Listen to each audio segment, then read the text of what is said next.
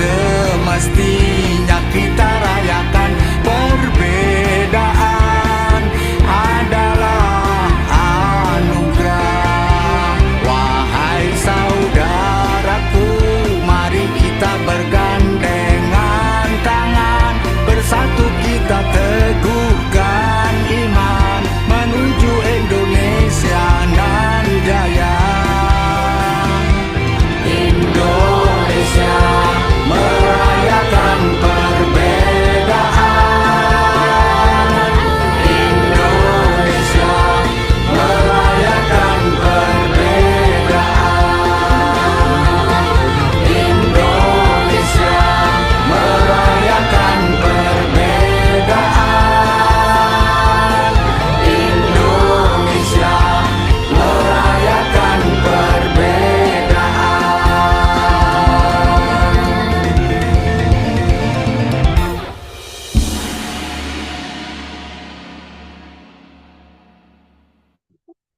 Indonesia merayakan perbedaan. Salam semua saudara. Baik, Bapak Ibu, langsung saja kita menginjak ke jagongan kita pada malam hari ini. Saya ingin menyapa narasumber kita terlebih dahulu. Pada malam hari ini telah hadir tokoh rohaniawan dari agama Konghucu, yaitu sekaligus guru agama dan sekaligus juga pengurus Parakin Pusat. Di sini telah hadir Wense Junarto, SE. Selamat malam, Wete Tengtien. Wense Junarto. Selamat malam. Salam semua saudara. Salam semua saudara, Mbak Ya, Ulan. baik. Dan saya akan memanggil saudara saya di sini dengan Bapak JS Jeffrey yang akan membantu saya nanti untuk memandu jalannya diskusi kita pada malam hari ini. Selamat malam Pak Jeffrey. Ya, kita Terima kasih. di IMP ada slogan salam semua saudara dengan mengepalkan tangan seperti ini ya. Misalnya Pak Jeffrey pertama kali bergabung bersama kita. Baik, Pak Jeffrey silakan dipandu jalannya diskusi dan jagoan kita pada malam hari ini. Silakan. Baik, selamat malam saudara-saudara satu Indonesia.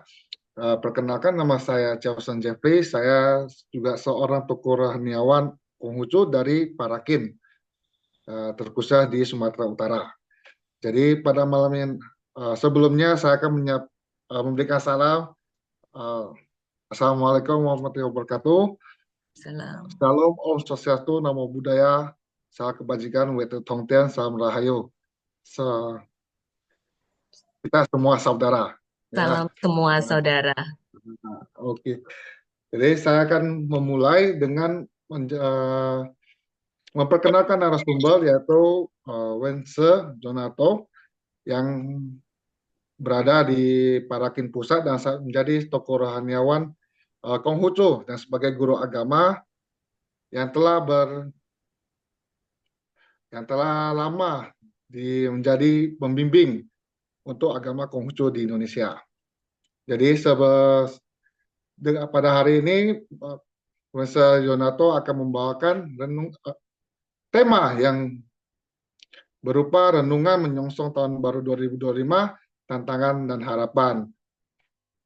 Untuk Wense Junarto, saya mempersilakan untuk memaparkan isi dari tema tersebut. Wense Junarto. Terima kasih Pak Joseng Jeffrey. Baik. Selamat Silakan. malam Bapak Ibu, saudari-saudari yang terkasih. Salam semua kita saudara. Assalamualaikum, salam, Om Swastiastu, Namo Buddhaya, salam kebajikan, rahayu, rahayu, rahayu. Sebelum saya memaparkan, saya ingin mengucapkan bagi teman-teman kita yang akan merayakan Hari Natal tahun 2024 bagi umat Kristen dan Katolik, saya secara pribadi dan lembaga, bagi teman-teman mengucapkan selamat Natal tahun 2024 dan bagi kita semua selamat menyambut tahun baru 2025. Bapak Ibu yang terkasih, tanpa terasa bahwa kita sudah di penghujung akhir tahun, tinggal beberapa hari lagi.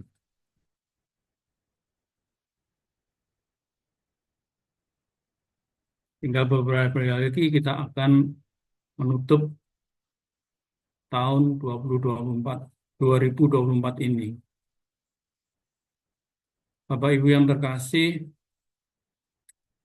penanggalan Imlek tahun 2025 menurut kami adalah tahun depan adalah tahun ular kayu. Ular kayu bersifat api dalam 5 elemen yang kami imani. Sehingga tahun depan adalah tahun api yang mendapat dukungan elemen kayu. Apa artinya Bapak Ibu bahwa tahun depan, tahun 2025, akan terjadi pertumbuhan ekonomi yang lebih baik dan semangat daripada tahun 2024 karena api didukung oleh kayu.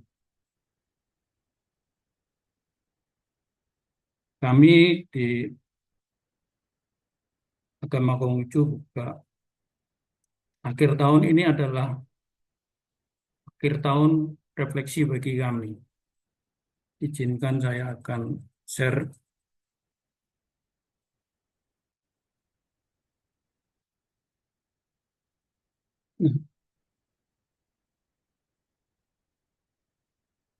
Sudah terlihat Bapak Ibu ya. Nah, di akhir tahun ini kami umat Konghucu merayakan yang kita sebut dengan Hari Raya Tongce. Orang awam bingung bilang sembahyang ronde. Ya, orang awam, orang umum. Tapi dalam iman kami agama Konghucu, kita sembahyang Hari Raya Tongce atau Tangce. Ini adalah salah satu ayat yang dapat kami petik dari Chongyong bab 15 pasal 1 sampai 3. Sungguh maha besarlah kebajikan Kuesen, Jen yang maha roh, dilihat tidak nampak, didengar tiada terdengar, namun tiap wujud tiada yang tanpa dia. Demikianlah menjadikan umat manusia di dunia berpuasa, membersihkan hati, mengenakan pakaian lengkap, sujud bersembahyang kepadanya.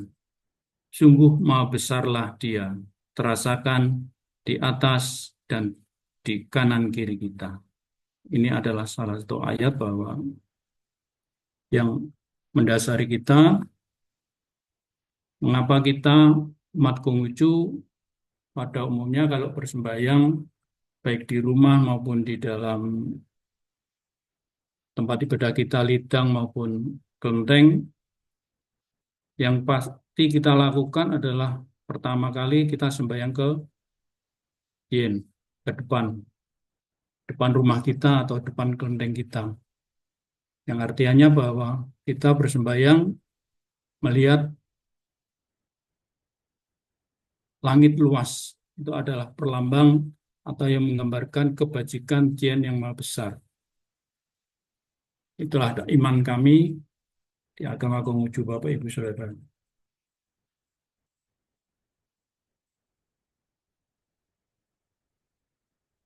Di dalam kita merayakan sembayangan ronde yang orang awam bilang dan kita umat Konghucu bilangnya sembahyang Tangce, sajian utamanya adalah yang kita kenal dengan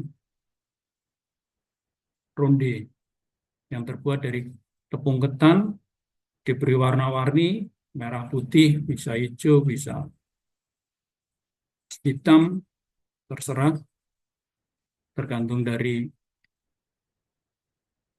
tradisi setempat yang melambangkan yin yang dalam iman kami, negatif positif.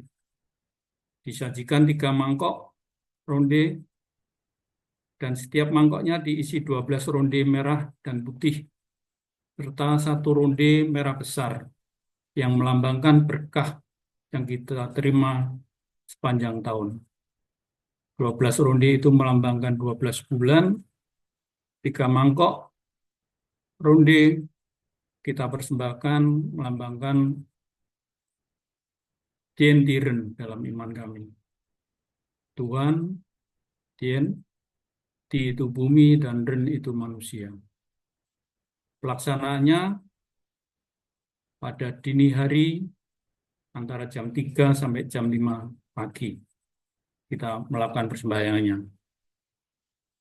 Bisa dilaksanakan di rumah kita masing-masing, sembahyang kepada leluhur, bisa dilaksanakan di kelenteng atau lidang kita. Bisa ke altar seming, leluhur, dan Nabi Agung kita, Hongje.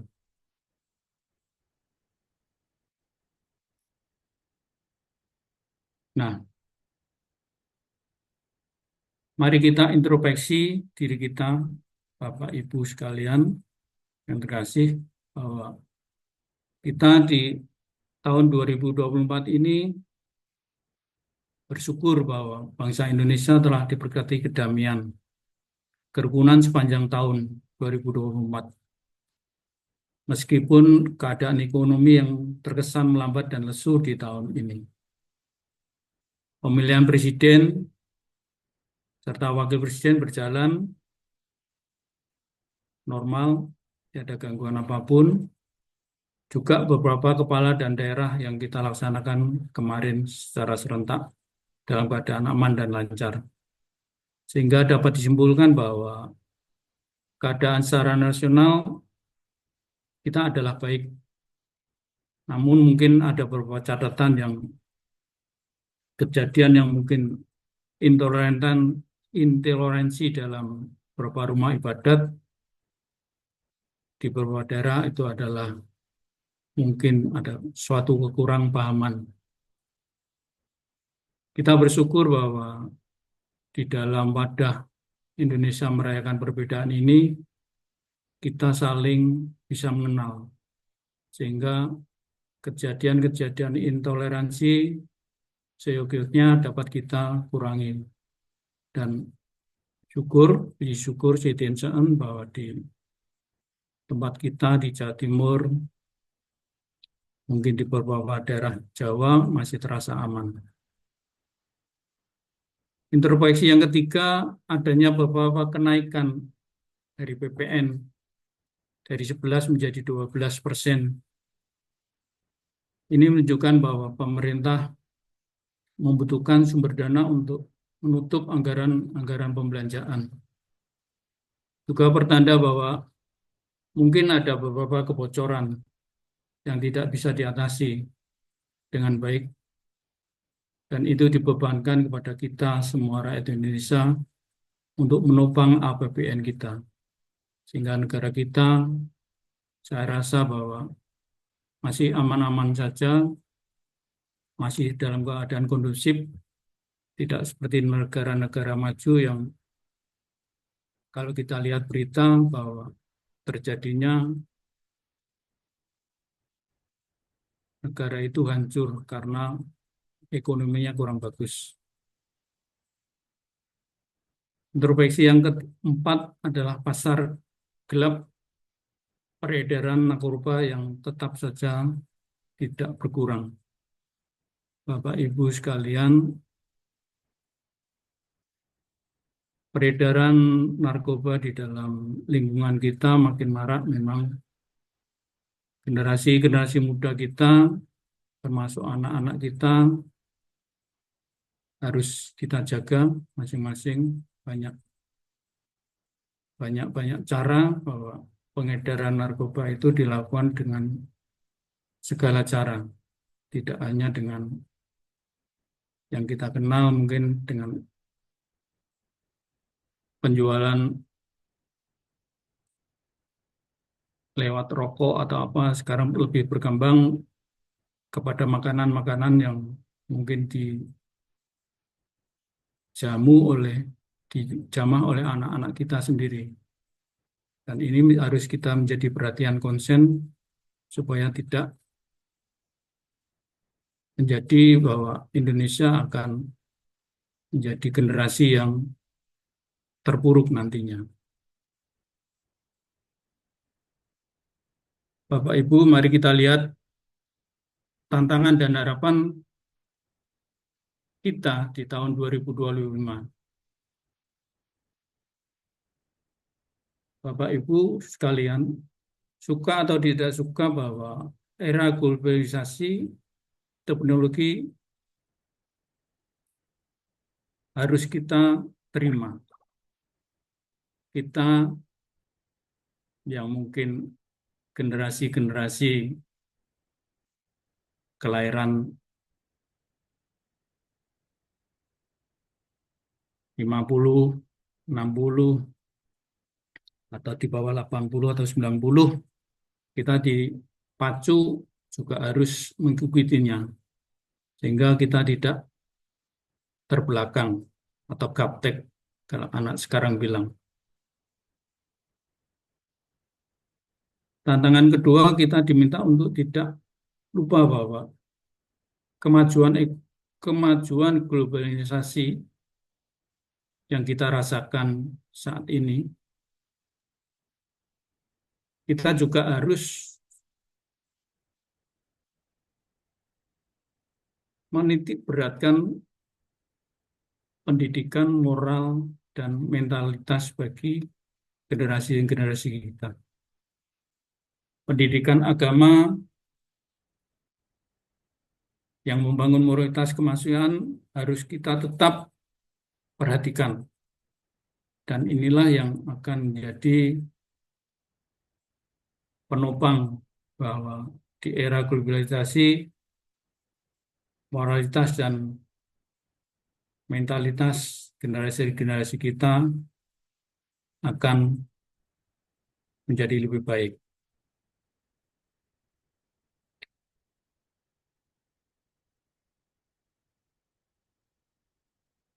Bapak, Ibu, dan saudara-saudari yang terkasih, setelah Zoom meeting pada malam hari ini adalah beberapa kriteria sikap moralitas kebijaksanaan kebajikan yang indah menurut iman kami, Konghucu.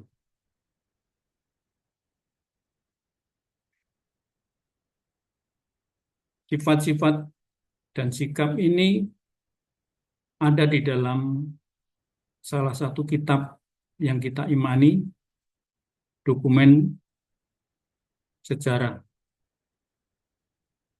Salah satu kitab ucing kita. Yang pertama adalah lapang hati, penuh hormat, teliti, dan waspada.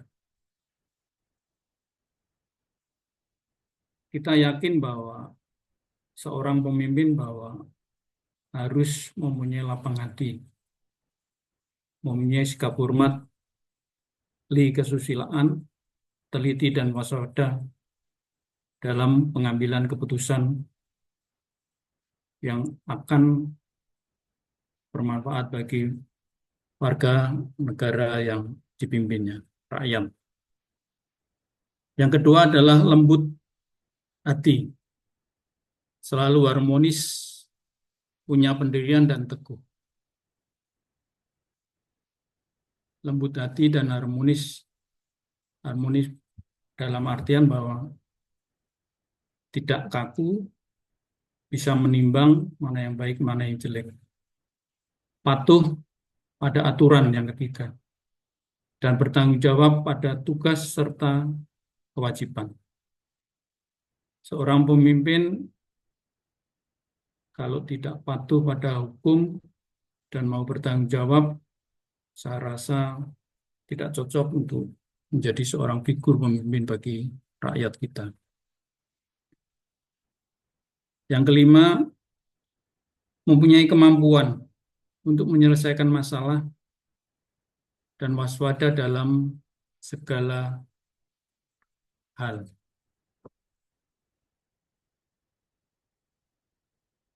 Yang keenam, dapat menerima perbedaan pendapat dan tidak suka membantah atau kukuh pada prinsip pokok.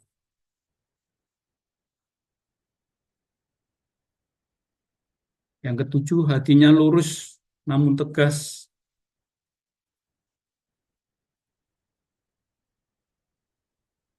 Berani pada kebenaran tetapi tetap ramah.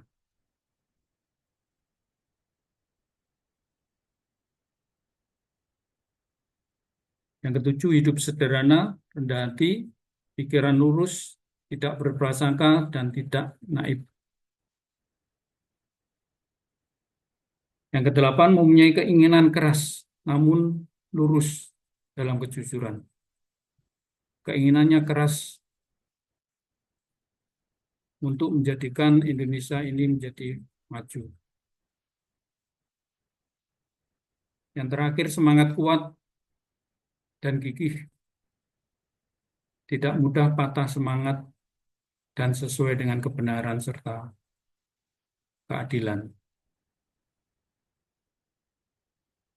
Bapak, Ibu, para peserta Zoom malam ini, inilah beberapa sikap yang harus dimiliki dalam sosok kepemimpinan di negara kita.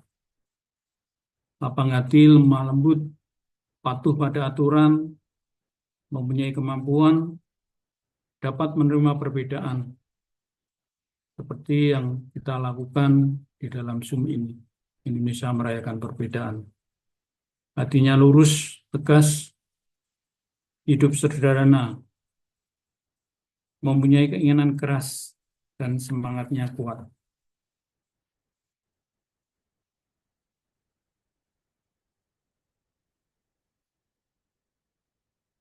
Bapak, Ibu yang terkasih, marilah kita menengok diri kita masing-masing, kita introspeksi kepada diri kita masing-masing. Warna apa yang kita suka di dalam tahun 2024 ini? Kalau kita kuning berarti kita bahagia, senang. Kalau kita abu-abu berarti kita datar, tidak punya ambisi. Dan yang lebih jelek adalah kalau kita memilih warna biru. Karena biru adalah tiada semangat di dalam tahun ini. Mari kita introspeksi diri kita masing-masing, Bapak Ibu. Manakah di dalam tahun 2024 ini, warna apa yang kita telah ukir di dalam diri kita? Kalau kita mengukir dalam diri kita masing-masing warna kuning, penuh semangat, penuh kebahagiaan, marilah kita teruskan di tahun 2025. Kalau kita dalam warna diri kita di tahun 2024 adalah abu-abu, datar, mari kita introspeksi diri kita untuk tahun ke depan bahwa kita harus lebih semangat memacu diri kita untuk bisa mempunyai nilai yang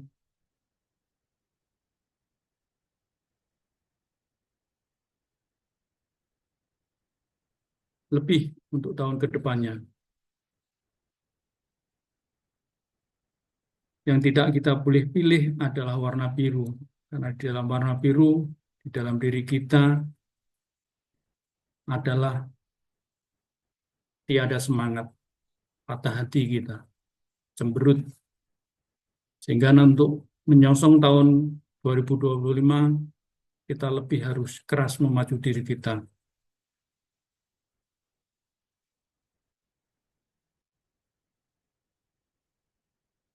Slide terakhir dari kami, marilah kita capai start di tahun 2025 lebih stronger, lebih kuat,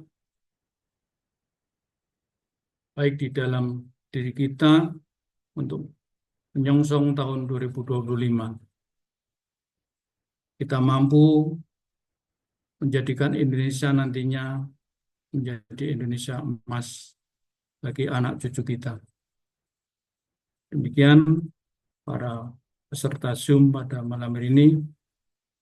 Inilah sedikit bahwa di dalam iman kami, khususnya Konghucu, di akhir tahun kita adalah introspeksi diri kita masing-masing. Untuk menyambut tahun depan, kita lebih baik dari tahun ini. Bila tahun ini kita jatuh, ada kegagalan, marilah di tahun depan, tahun 2025, kita lebih kuat, lebih memacu diri kita untuk tumbuh lebih baik dari tahun 2024. Demikian pemaparan yang dapat kami sampaikan.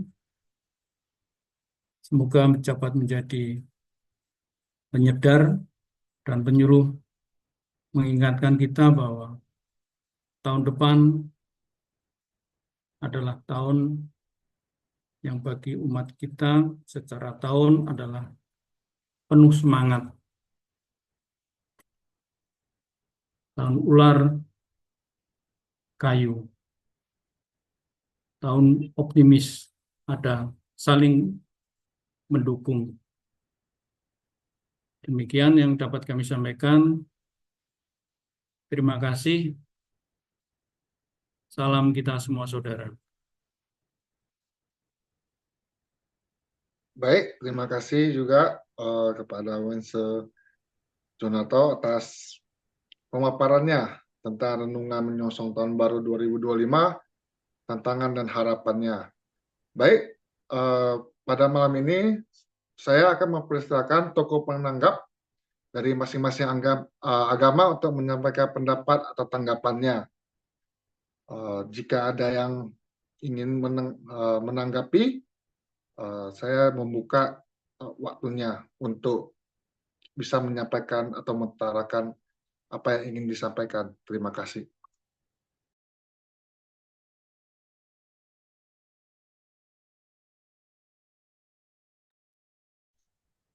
Selamat malam, salam semua saudara.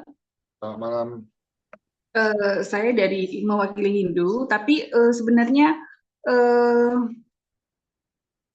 ada satu lagi yaitu Mas Beli Komang. Beli Komang apa aktif nggak ya ininya? Apa namanya? Iya, Nah, Beli aktif, Komang. aktif. Monggo Beli Komang, silakan.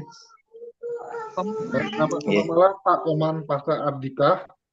Iya, terima kasih. Masuk nggih suara saya nggih? Masuk Pak. Oke. Nggih, saya mohon izin nggih agar tidak keliru menyapa dengan salam dari berbagai agama. Saya gunakan salam atau slogan dari negara kita yang telah dilahirkan oleh seorang Kawia sekian abad sebelum Indonesia merdeka. Bhinneka Tunggal Ika Tanhana Dharma Mangrua. Karena memang sejatinya perbedaan itu, kalau saya izin mengutip, nanti mohon diluruskan kalau keliru menggunakan istilah dari saudara Muslim. Ini merupakan sunatullah, artinya sudah menjadi takdir dari Yang Kuasa. Perbedaan itu. Dan saya sepakat apa yang tadi telah disampaikan oleh narasumber dari Romo narasumber itu sangat luar biasa. Bagaimana kita mampu memaknai melalui perenungan 1 tahun ini. Tentu perenungan-perenungan ini akan menjadi acuan bagaimana kita bisa melangkah lebih baik lagi di kemudian hari. Dan ini sejalan. Sejatinya ada satu benang merah dari apa yang disampaikan oleh narasumber dalam ajaran-ajaran yang tadi disebutkan dalam kitab suci Konghucu, bahwasanya perenungan ke dalam diri kita ini kan menjadi sangat penting. Tidak hanya ketika menyambut menjelang momentum mendekatinya tahun baru. Tapi lebih daripada itu, perenungan-perenungan ke dalam ini bisa dilakukan kapan saja dan di mana saja. Karena sejatinya apapun yang telah kita lalui dan akan kita lalui tidak lepas dari tindak tanduk kita yang lahir dari pikiran, perkataan, dan perbuatan kita. Dan ini di kami sendiri juga ketika kita menyambut hari raya Nyepi sebagai bentuk dari tahun baru Saka, itu juga kan kita justru melakukan perenungan secara mendalam sebagaimana Bapak Ibu telah ketahui. Kemudian yang kedua, tadi saya juga melihat ada benang merah yang sama. Tidak hanya ke dalam, tapi juga bagaimana keluar juga kita lakukan sebagai bentuk kesadaran kasih semesta. Kesadaran kasih kepada sesama dengan ajaran-ajaran yang telah disampaikan oleh Romo Pendeta yang tadi sebagai narasumber dengan dasar-dasar cinta kasih, kemudian saling menyayangi, lapang dada, kemudian welas asih, ikhlas, menolong tanpa adanya embel-embel apapun. Karena memang kita ini adalah bagian dari satu kesatuan apapun agamanya, kan gitu. Tidak mungkin lah besok di jalan kita ada satu persoalan, kita masih tanya dulu apa agamanya ketika mau menolong seseorang, kan begitu. Kemudian dari semua itu tadi saya juga tertarik kepada penyaji narasumber menyampaikan kaitan bagaimana menyambut tahun baru. Selain aspek perenungan juga ada dalam aspek simbol, kan gitu nggih, dalam bentuk sajian ronde yang mana itu menyimbolkan aspek yin dan yang, atau di istilah kami itu Rua Bineda. Karena memang sejatinya yin dan yang itu akan berdampingan, begitu pula Rua Bineda. Berdampingan dalam hal ini tidak selalu dimaknai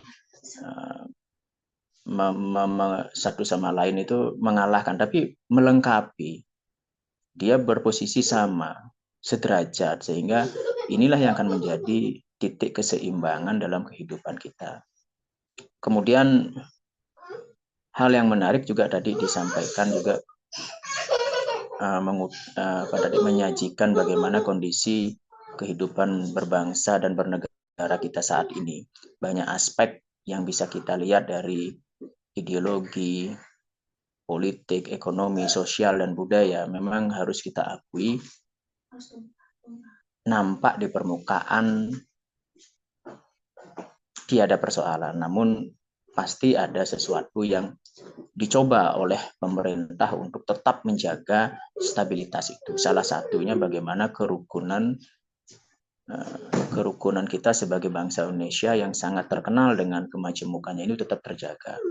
Jadi aspek persaudaraan itu yang salah satunya juga justru banyak digaungkan oleh komunitas-komunitas, kemudian lembaga-lembaga sosial yang secara konsisten seperti yang dilakukan oleh IMP ini.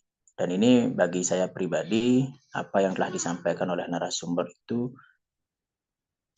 banyak sekali pesan moralnya, kendati itu disatir atau dikutip dari kitab suci Konghucu, tapi itu sangat universal dan bisa juga menjadi pedoman bagi kami. Demikian selanjutnya mungkin dilengkapi oleh dari kami, dari Ibu Arinita. Terima kasih kepada saudara moderator. Baik, terima kasih juga Pak. Mungkin dari yang lain ada yang mau ditambahkan dari agama Hindu? Oke, ya, Mas, mungkin saya hanya menambahkan sedikit, ya mungkin sama seperti tadi ya dalam Konghucu bahwa tahun baru itu merupakan saat untuk refleksi diri ya, untuk introspeksi diri. Karena dalam agama Hindu juga mungkin berbeda dengan tahun baru yang dirayakan secara meriah ya, mungkin sudah umat orang Indonesia udah tahu ya bahwa saat tahun baru, saat umat Hindu merayakan tahun baru, yaitu tahun baru Saka, ya tahun baru Nyepi, itu adalah nyepi. Kenapa disebut nyepi? Karena sepi, ya kan, hening. Ya saat tahun baru malah kita merayakannya dalam keheningan. Ya. Kenapa? Karena itulah maknanya adalah momentum untuk evaluasi diri, mulat sarira dalam agama Hindu. Ya, kemudian juga merupakan saat bagi kita untuk membersihkan buana alit dan buana agung.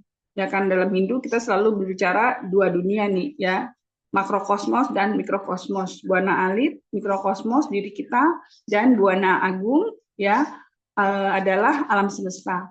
Karena apa yang ada dalam alam semesta ada dalam diri kita. Oleh karena itu penyucian juga dilakukan ya dengan pada buana alit dan pada buana agung. Pada buana agung mungkin orang hanya mengenal secara umum bahwa oh tahun baru Nyepi, ya padahal rangkaiannya banyak sekali. Salah satunya adalah dengan melasti. Melasti ini adalah upacara kita untuk menyucikan buana agung. Ya biasanya kita ke laut nih gitu ya, ke laut gitu kan, biasa kan gitu kan ya. Kenapa? Kita tahu bahwa air laut, air garam, ini kan ampuh ya untuk menyucikan segala macam gitu ya. Demikian juga umat Hindu melakukan penyucian buana agungnya ini ke laut. Ya coba kalau kita pikir kadang-kadang ya benar ya gitu ya. Kenapa kalau sampah-sampah di laut itu nggak bau gitu kan ya? Kenapa? Karena dinetralisir mungkin ya dengan garam yang ada di laut ini. Ya demikian juga tadi ya, makanya kita melasti ke laut ya, memohon tirta amerta, air kehidupan kepada Dewa Baruna, sang penguasa laut. Agar apa? Agar tahun berikutnya kita lebih bahagia, gitu kan ya, lebih sukses dan sebagainya. Kemudian penyucian ke dalam diri, ya buana alit dalam diri kita mikrokosmos, yaitu dengan catur brata penyucian. Ya. Yang pertama amati karya, tidak melakukan pekerjaan apapun, misalnya kan amati geni, tidak menyalakan api, ya kan, api baik secara simbolis, ya kan, filosofis maupun makna harafiahnya. Kemudian amati lelungan, ya tidak berpergian kemana-mana, amati lelanguan, ya tidak bersenang-senang dan sebagainya. Ini adalah cara umat Hindu ya untuk merayakan Hari Raya Nyepi, ya sebagai introspeksi diri ya sebagai umat Hindu.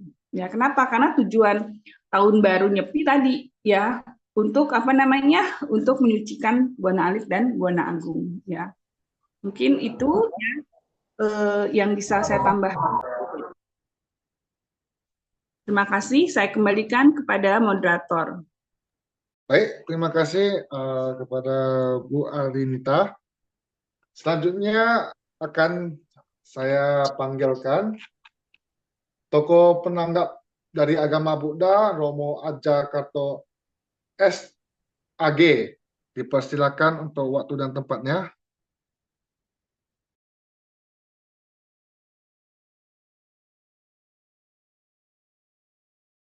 Ya, selamat malam. Salam Indonesia merayakan perbedaan. Selamat malam, Romo. Ya, menanggapi tentang tahun baru, ya sebenarnya kita di dalam Buddhis, ya perayaan tahun baru dalam Theravada, ya. Jadi Buddhis ini ada Mahayana, ada Theravada, juga ada Tantrayana. Tetapi kita di Buddhis ya merayakan tahun baru ya sebenarnya setelah ini ya Sang Buddha mencapai pencerahan ya, di sana kita merayakan tahun baru atau bisa juga disebut dengan Waisak. Nah, Waisak itu adalah tahun barunya Buddhis gitu. Nah, jadi dalam Waisak itu ada tiga peristiwa penting. Namun terlepas dari itu, nah kita merayakan tahun baru Masehi ya pada saat ini. Jadi kita merayakan tentu saat ini adalah akhir tahun dan nanti tahun 2005 2025, ya, ini adalah tahun baru, tentu kita mempunyai harapan-harapan yang sama. Yaitu apa? Harapannya tentu ya kita bisa melewati tahun 2005 itu dengan baik. Dan kita belajar tahun 2004 ini apa saja yang menurut kita hal-hal yang belum tercapai. Nah, ini akan apa? Doa kita itu bagaimana eh, hal-hal yang belum tercapai itu bisa dicapai di tahun 2005. Maka sebenarnya ya di dalam Buddhis ya semua tahun itu baik. Ya, semua tahun itu baik. Semua hari itu baik, ya. Jadi untuk mencapai sesuatu tentu ya tidak bisa bersamaan. Ya, kita harus merencanakan supaya bisa capai di tahun 2025. Ya. Nah, mungkin di sini juga ada Romo Romo Putu, ya mungkin dari yang Buddhis, Romo Putu bisa menambahkan. Terima kasih. Baik, terima kasih. Mungkin dari agama Buddha ada yang mau menambahkan sebelum saya lanjutkan ke toko yang lain. Selamat salam satu saudara ya. Saya baru kali ini ikut, maaf kalau salah. Salam semua Oke, saudara. semua saudara. Salam semua Semua saudara. saudara, ya Saudara. betul. Ya, tadi Romo Ajar ada menyampaikan nama saya, jadi saya jadi menyaut dikit lah. Apa yang disampaikan oleh eh, Romo Junarto ya, rasanya sih tadi saya juga sudah dengar dari Pak Komang ya, sama Ibu Adinita, bahwa yang nama kebetulan saya dari Bali juga ya, dan tradisi yang disampaikan Pak Komang sama Ibu Arinita itu ya memang saya saksikan dulu setiap tahun di Bali sana. Nah, begitu juga apa yang disampaikan oleh Romo Junarto. Saya cuma menambahkan dikit dari apa yang disampaikan oleh Romo Ajar, bahwa di dalam Buddhis seperti apa yang disampaikan Romo Ajar, bahwa di tradisi Theravada ya sebagaimana yang kami lakukan setiap tahun, bahwa menyambut Hari Waisak sebagai eh, tiga peristiwa penting yang terjadi di bulan Purnama Sidhi itu ya, tentu kita menyambut dengan banyak perenungan-perenungan sebagaimana layaknya umat Hindu pada saat menyambut Hari Raya Nyepi. Nah, biasanya kami melakukan diskusi dhamma yang sering kita sebut dengan sebulan pendalaman dhamma atau SPD. Nah, terhadap tahun baru Masehi yang terjadi saat ini, apa yang akan terjadi nanti di awal tahun ini, yaitu tahun 2025, ya sama halnya juga dengan kita di Buddha itu eh, pada saat menyambut eh, Hari Raya Waisak. Tentunya alangkah baiknya memang seperti yang disampaikan oleh rekan kita dari Konghucu, bahwa perenungan terhadap apa yang telah kita lakukan di masa yang lalu sama nanti yang akan datang, apa yang perlu kita persiapkan di saat ini. Ya, kalau kami menyebutnya saat inilah yang paling tepat untuk kita merenungkan apa yang terjadi kemarin sama ke depan apa yang kita perlu rencanakan dengan data histori, kalau kerennya ngomong data histori kita di masa yang lalu. Ya tentu tidak ada banyak hal yang berbeda dengan teman-teman yang lain, mau di Hindu, mau di Konghucu. Eh, Perenungan yang kita lakukan pasti untuk menumbuhkan kebijaksanaan kita yang lebih meningkat. Ya, step by step. Saya rasa itu saja yang perlu saya tambahkan. Terima kasih. Salam satu apa? Satu Semua saudara. Salam saudara. semua saudara. Oh, Salam semua Salam semua saudara. semua saudara. saudara ya. Baik, terima Belum kasih. fasih ini saya, belum fasih. Jadi selanjutnya akan saya panggilkan tokoh penanggap dari kepercayaan, yaitu Pak Januari Yanto.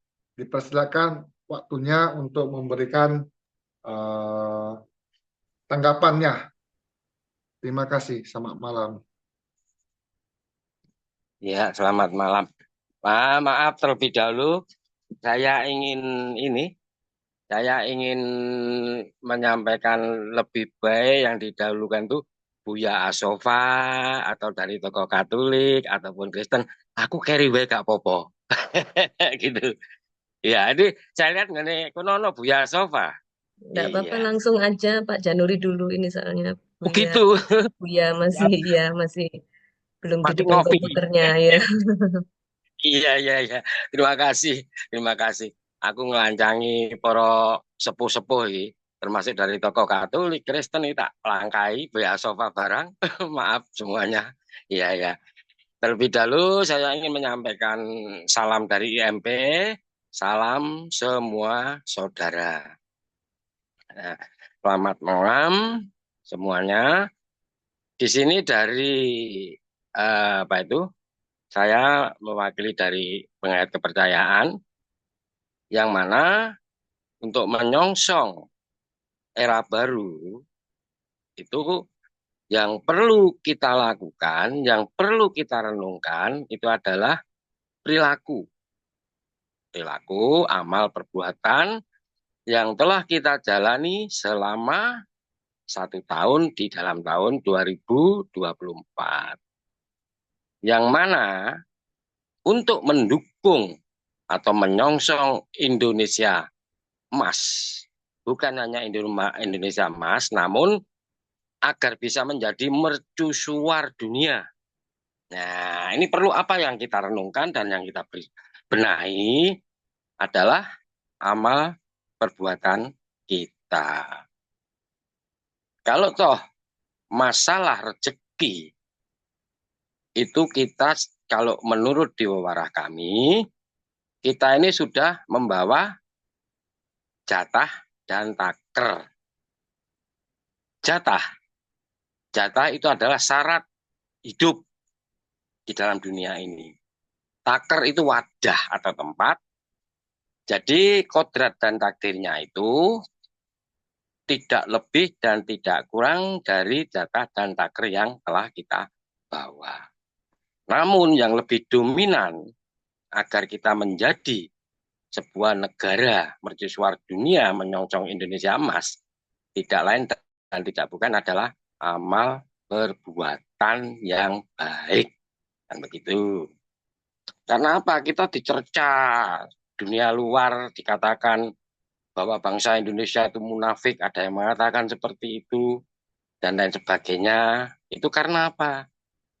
Karena kita tidak mengerti kepada jati diri kita sebagai bangsa Indonesia atau Nusantara, yang mana masih dijejali, dipenuhi dengan tindakan-tindakan radikal dan intoleran. Itu yang sangat kita sayangkan.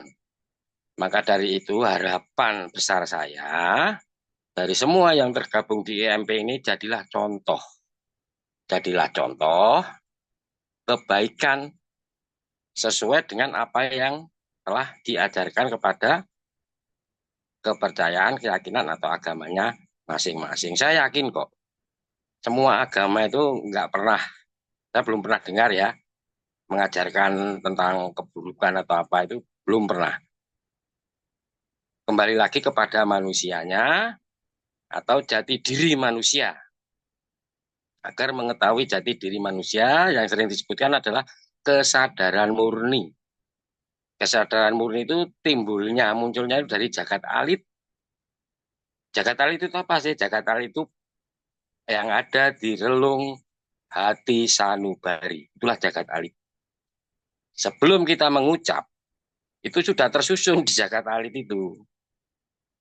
Nah, makanya di sini harus kita buktikan. Kita renungkan kekurangan amal perbuatan kita yang mana yang kurang di tahun yang telah lalu itu, kita perbaiki di tahun 2025.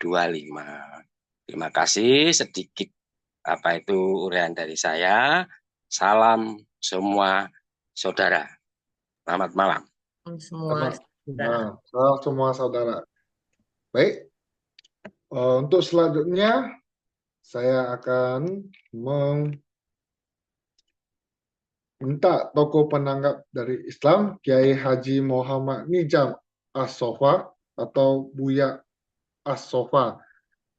Selamat malam, Pak Malam, Kiai. terima kasih. Assalamualaikum warahmatullahi wabarakatuh. Waalaikumsalam. Waalaikumsalam. Bismillah, alhamdulillah, wassalatu wassalamu ala rasulillah. Sayyidina Muhammad ibn Abdullah wa ala alihi wa sahbihi wa wala. La hawla wa la quwata illa billah wa ba'd. Puji syukur kehadirat Allah Subhanahu wa Ta'ala yang telah memberi kita kesempatan berjumpa, bertatap muka dalam rangka istiqomah secara Zoom IMP Indonesia Merayakan Perbedaan. Sebelumnya izinkan saya sampaikan salam semua saudara. Malam ini tema yang diusung song baru yang seharusnya dilakukan oleh tiap-tiap kita insan beragama. Dalam Islam dikenal juga tahun baru Islam ialah bulan Muharram. Bulan Muharram itu setelah bulan haji, setelah kegiatan ritual haji, situ masuk tahun baru Islam yang diawali dengan Muharram. Dalam Islam ajaran atau di malam tahun baru, song tahun baru, itu yang dikenal ya, iman Islam kita hendaknya diperbarui. Hendaknya setiap umat Islam dalam menyongsong tahun baru disambut dengan perbarui iman Islam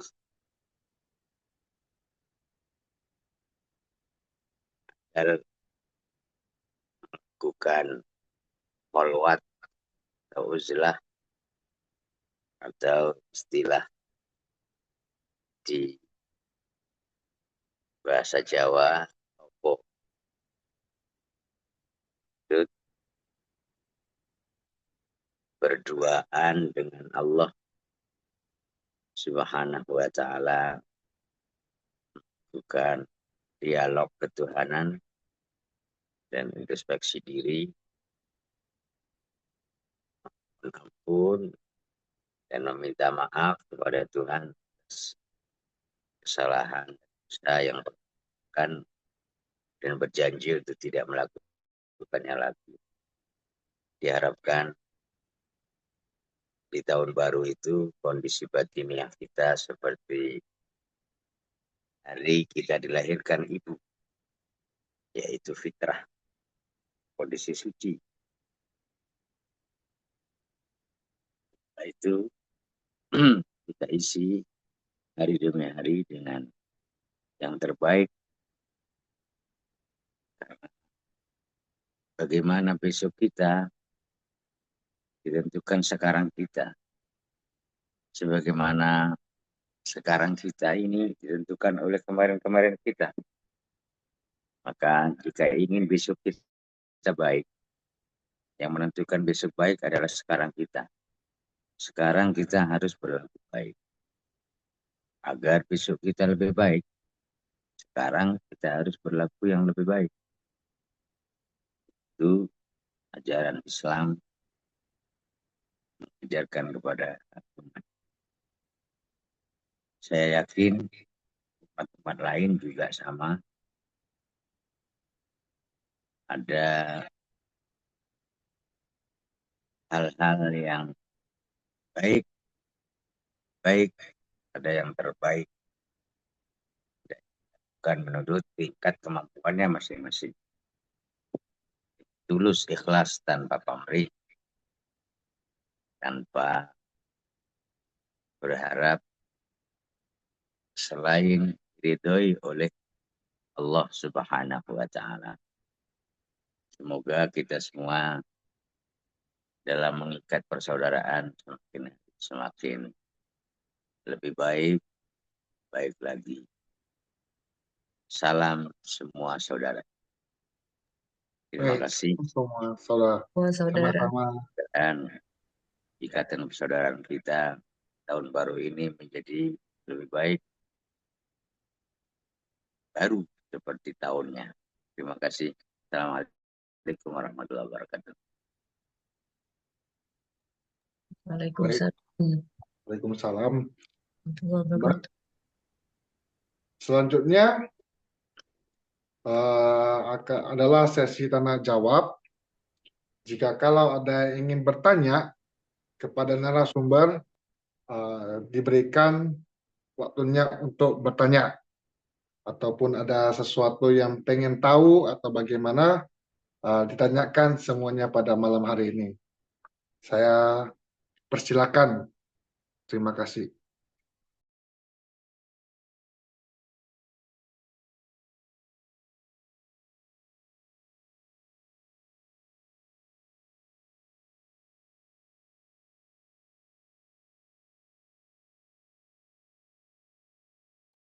Ataupun ada dari saudara-saudara yang ada di dalam Zoom ini yang ingin menambahkan atau menanggapi lagi, saya berikan waktunya.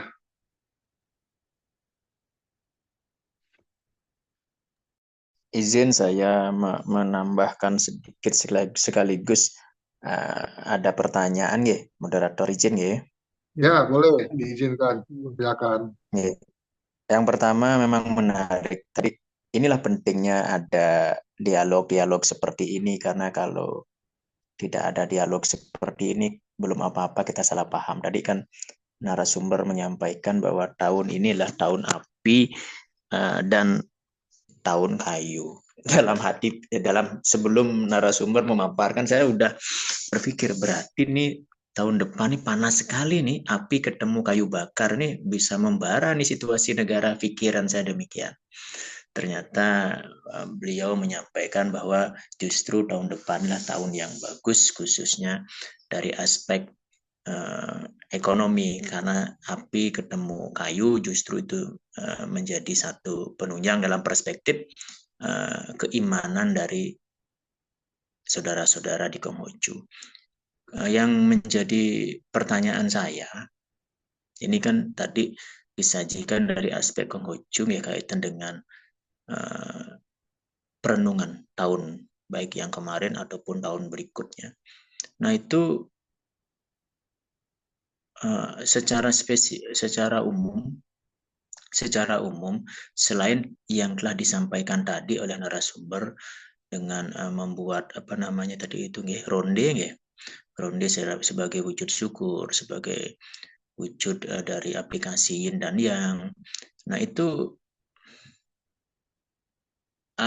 secara spesifik atau lebih dalam itu tahun baru itu dimaknai atau dilakukan dengan cara seperti apa, nggih? Karena tadi mungkin saya mungkin yang kurang memperhatikan, tapi itu nampaknya terlewat tadi dari saudara Konghucu itu bagaimana tahun baru itu dilaksanakan. Kemudian apakah ada ritual-ritual khusus seperti misal kalau di Hindu itu ada diawali prosesi melasti sampai Nyepi dan terakhir Ngembak Geni. Nah, bagaimana kalau di Konghucu dan makna-makna daripada tahapan dan rangkaian-rangkaiannya. Demikian, terima kasih moderator. Baik, terima kasih juga kepada Pak Komang. Mungkin Mas Jonato bisa langsung menanggapi dulu untuk mempersingkat waktu. Terima kasih. Baik, terima kasih Pak Komang. Sesungguhnya kalau mau dibicarakan sih banyak. Rangkaian acara yang kita lakukan untuk menjelang akhir tahun, persembahyangannya itu banyak sekali. Salah satunya tadi saya sebutkan adalah Tongcok atau Tangcek, atau ronde yang kita kenal masyarakat umum kita. Setelah kegiatan ini kita banyak sekali kegiatan ritual yang harus kita lakukan sebelum tahun baru kita. Contoh yang paling gampang yang sering kita lakukan adalah kita pasti di rumah kita kalau tahun baru itu kan pasti ada silaturahmi keluarga ataupun famili ataupun kerabat. Nah, di situ pasti kita menyiapkan rumah kita bersih ya. Nah, itu pun juga ada adat istiadat atau sembayangan yang kita lakukan. Kalau di kita kenal dengan bersih-bersih ya, sembayang. Terus ada juga kita mengantarkan Cao Cukong, Dewa naik, dan puncaknya adalah penutupan tahun baru di tanggal 30 Imlek bulan 12 ya. Kalau bukan pakai Masehi kalau kita sembayangannya, pakai Imlek semuanya. Memang ada beberapa sembayangan yang kita lakukan dengan penanggalan Masehi termasuk Tongcok itu 22 Desember dan satu lagi adalah tanggal 4 April atau 5 April. Yang kita bilang, orang awam bilang itu adalah ziarah kubur. Kalau iman kita mengatakan adalah Qingming, terang, musim terang untuk kita bersembayang kepada leluhur kita. Dan satu lagi pertanyaan dari Pak Nyomang Pasek, mungkin yang bisa saya izin share. Nah, ini sedikit penjelasan saya aja. Saya juga masih belajar tentang I Ching, salah satu kitab kita ya, I Ching perubahan. Nah, di sini kita mengenal adanya 5 unsur, para Bapak Ibu yang terkasih. Ya. Unsur tahun depan adalah kayu, api, mendapat ular. Ular bersifat api, mendapatkan tahunnya tahun kayu. Nah, intinya bahwa tahun yang kita alami nantinya mendapat dukungan dari semesta, kayu. Ya.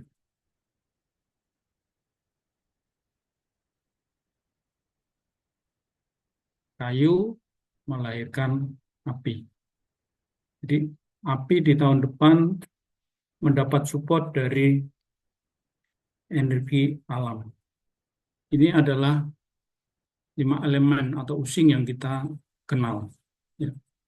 Api melahirkan tanah, tanah melahirkan logam, logam melahirkan air, air melahirkan kayu. Kalau silang ini berarti gini, mematikan. Api mematikan metal, metal mematikan kayu, kayu mematikan tanah, air mematikan api. Nah, 5 hubungan inilah yang menjadi konsep dalam keimanan kita. Ya. Saling mendukung, saling melahirkan, saling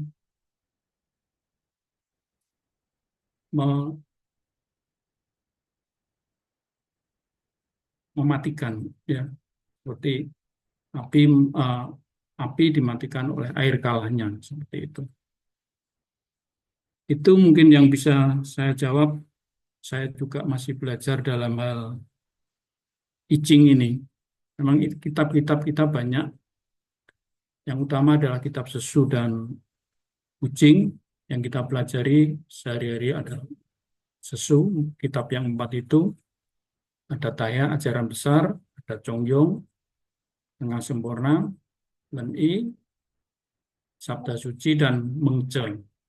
Itu adalah kitab-kitab yang sering kita konsumsi. Tapi kalau kita bicara masalah tahun, hubungan tahun dengan unsur, itu adanya di kitab I Ching.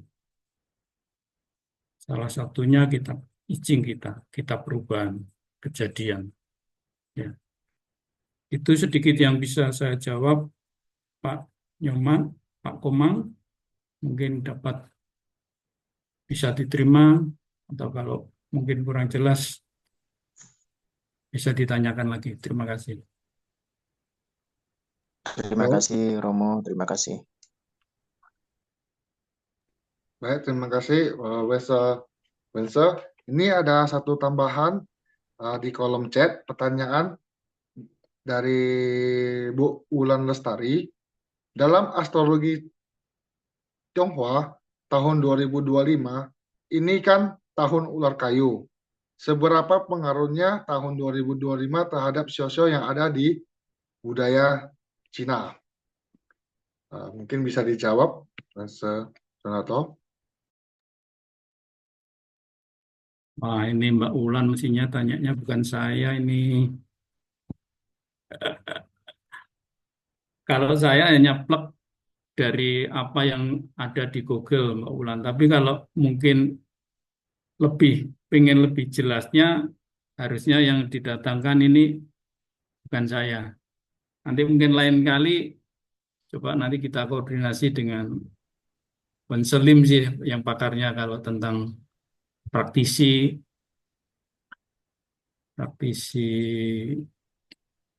Kayak Feng Shui gitu ya Pak ya. ya, betul. Ini lebih menjurus ke praktisi Feng Ke Shui. Pak Lim ya. Ya, Pak. Menurut saya Pak Lim yang lebih memahami dan memang spesifikasinya di beliau. Kalau saya, Jioseng Jeffrey dan yang lain-lain ini masih kita belajar mengupas lebih dalam dari salah satu kitab I Ching yang juga mengupas tentang astronomi itu juga. Gitu. Ada sih beberapa sio yang sinergi ya, maksudnya cocok dengan tahun depan. Ada beberapa sio yang bentrok atau kita bilang jiong. Nah, di dalam iman kami bahwa apa yang bentrok di dalam tahun depan kita harus lebih hati-hati, lebih mawas diri,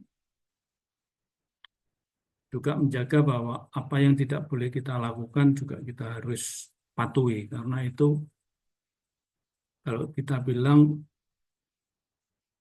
hubungan antara langit, bumi, dan manusia itu harus harmonis. Nah, disitulah fenomena astronomi ini yang kami yakini. Terima kasih Mbak Ulan.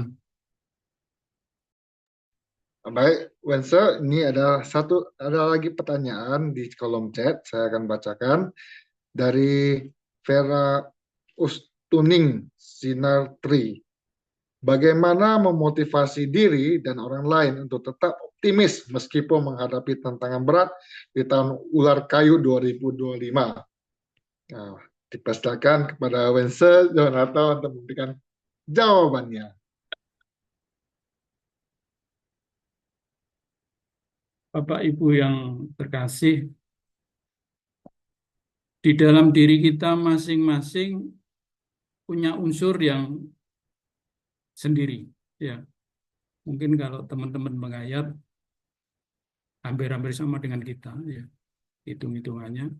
Kita masing-masing punya unsur. Kalau di kita sio ya, mungkin di teman-teman Bagayat apa itu yang pasaran itu ya, Sabtu Kliwon, Rebo Kliwon itu macam-macam itulah.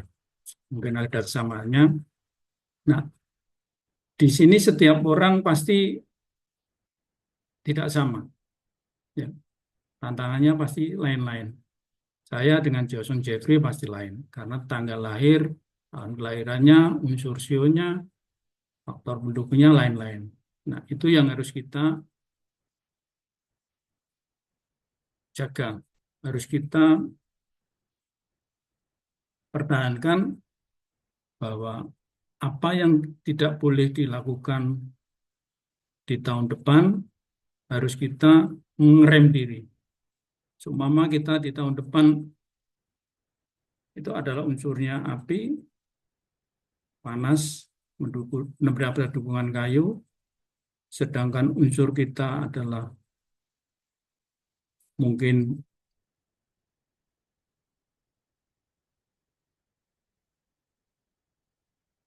kayu, api, air gitu ya yang mematikan. Nah, di sini kita harus ada trik-trik khusus dalam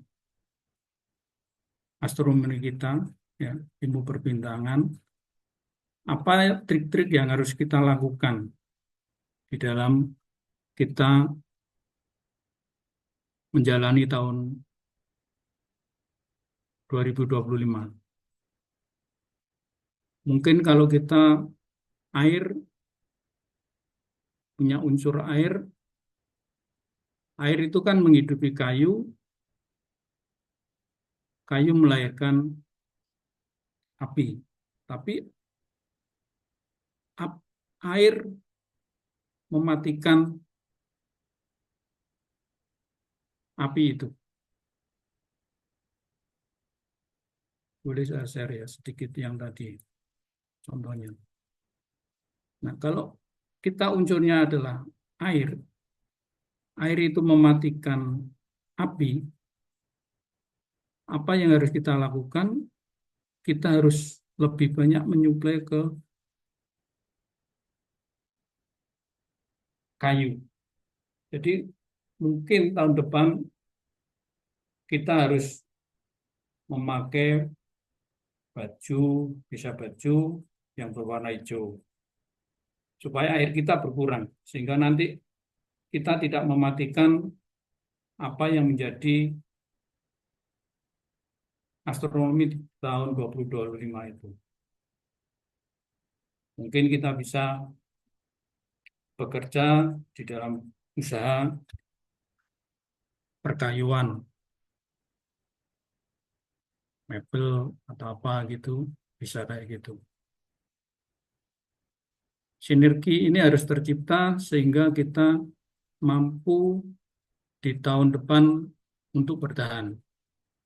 Bukan kita tambah mematikan, tapi kita harus menyupport ini supaya tahun depan kita bisa jalan walaupun tidak bagus di tahun ini. Itu aja yang mungkin bisa saya jawab. Terima kasih. Baik, terima kasih Wense. Mungkin dari saudara-saudara lain, apa ada lagi pertanyaan atau mau memberikan tanggapan juga tentang kita menghadapi untuk tahun Sio Ular Kayu ini di tahun 2025. Mungkin ada yang mau memberikan tambahan atau masukan, dipersilakan. Terima kasih.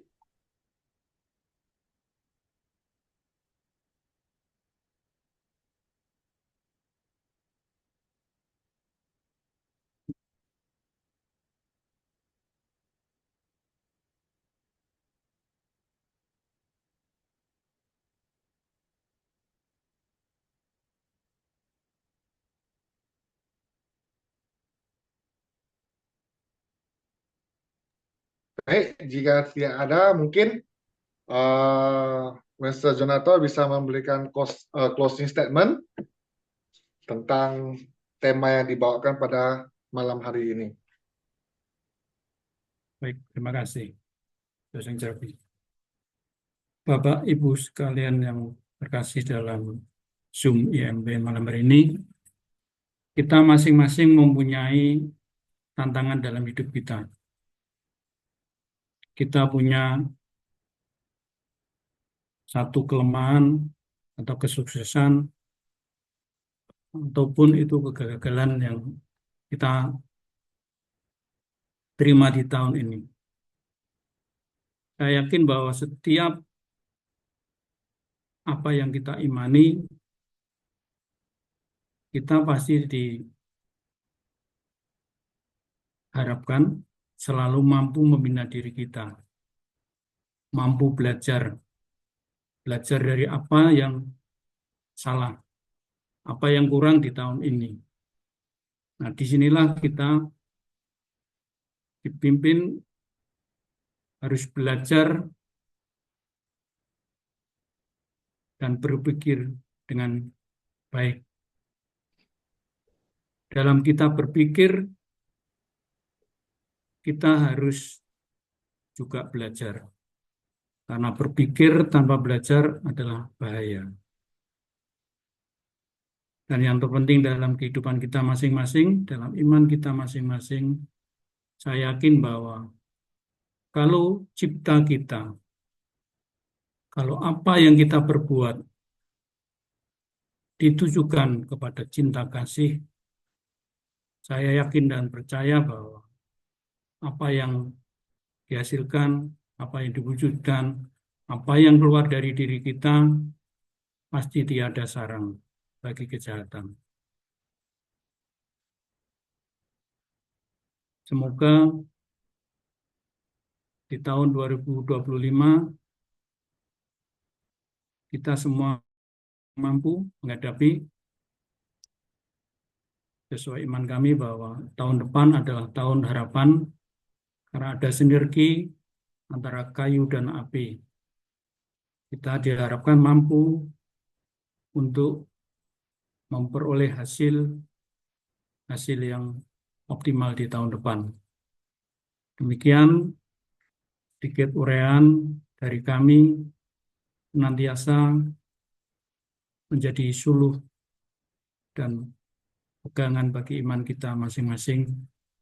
Kita tetap optimis di tahun depan kita pasti mampu untuk melewati tahun 2025. Terima kasih semua. Salam kita semua saudara. Baik, Salam terima kasih. saudara. Baik, terima kasih, Mr. Jonato. Dengan begini sekaligus akan saya memberikan kesimpulan pada malam hari ini, bahwasannya di tahun depan, tahun ular kayu adalah waktu kita untuk berubah. Mungkin di tahun ini kita semuanya seperti kan agak susah kita untuk melakukan sesuatu, mungkin susah untuk kita melakukan pekerjaan dan segala macam yang mungkin tidak selancar yang diharapkan. Jadi semoga untuk di tahun baru nantinya di tahun ular kayu 2025 kita semua bisa mendapatkan berkah yang melimpah, pekerjaan yang lancar, dan Amin. selalu mendapatkan kesehatan yang lebih baik dari sebelumnya. Setelah itu, saya akan mengucapkan terima kasih untuk semua para peserta, saudara-saudara dari IMP, Jargon Online IMP yang telah hadir dan telah kita bercerita, memberikan pendapat pada malam hari ini. Sebelum saya close, saya akan mengucapkan dulu selamat Natal dan Tahun Baru untuk saudara-saudara kita yang dari umat Kristiani. Semoga di Natal dan Tahun Baru ini Tuhan memberikan kita berkah yang melimpah. Baik, saya akan kembalikan kepada host, kepada Bu Wulan Lestari untuk acara selanjutnya. Terima kasih. Selamat malam semuanya. Baik, terima kasih disampaikan kepada moderator kita, Bapak Jeffrey, yang sudah memandu jalannya jagongan dan diskusi kita pada malam hari ini dengan baik. Dan juga saya ucapkan terima kasih kepada Wense Junarto yang sudah menyempatkan waktunya di kala kesibukannya, memberikan pencerahan yang sangat bermanfaat kepada kita semua. Dan saya ucapkan terima kasih kepada seluruh tokoh rohaniawan IMP yang memberikan tanggapan tambahan ilmu juga buat kita semua. Saya ucapkan terima kasih juga kepada seluruh peserta yang sudah dengan setia mengikuti jagongan kita tiap Senin malam. Semoga di tahun 2025 kita bisa menghadapi seluruh tantangan dan juga kita bisa mewujudkan harapan atau cita-cita kita dan kita bisa menjadi kita yang sekarang ini bisa menjadi lebih baik dari kita yang kemarin dan juga kita yang nanti besok lebih baik dari kita yang sekarang. Baik Bapak Ibu, jangan lupa untuk mengisi absensi dan kuesioner untuk penerbitan e-sertifikatnya. Sampai jumpa Senin mendatang dengan tema yang berbeda. Saya ucapkan wassalamualaikum dan salam semua saudara. Salam Terima semangat. kasih Salam Pak semua. Junarto, terima kasih Pak Jeffrey, terima kasih Pak Sama-sama, Bu. Ajar, Pak Putu, Tempo hari. terima kasih Pak Jar. Selamat merayakan hari Natal kepada Ya, saudara-saudaraku Katolik. yang akan Salam. merayakan Hari Raya Natal, kita mengucapkan selamat merayakan Hari Raya Natal. Tapi masih ada Senin depan ini di tanggal 24 ya. Kita masih bisa mengucapkan kembali Hari Raya Natal ya.